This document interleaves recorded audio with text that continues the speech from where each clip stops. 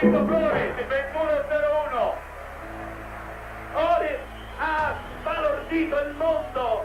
Floris, questo ragazzo sardo. Marras in corsia 4, l'atleta del Fiamme Oro al comando. Marras, attenzione, poi c'è un rimonte di Amici. Marras, Occhiena e Amici.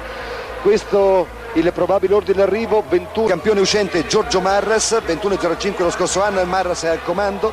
Marras senza avversari, Madonia e Occhiena per la seconda posizione. Marras a comando chiaramente. Marras ancora davanti. Marras, attenzione al tempo, forse può essere buono. 20-80. 41, incredibile, a 4 centesimi dal record italiano, battuto il Brasile 38,48, record sudamericano, e record asiatico anche per il Giappone 38,67. Che grande Italia, incredibile davvero.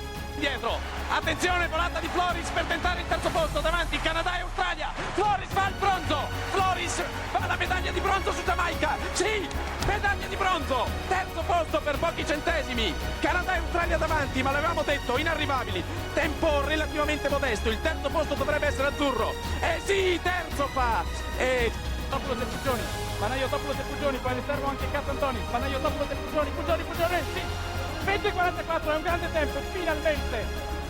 Dunque Giovanni Pugioni è arrivato al personale 20-44, quarto tempo di sempre in Italia.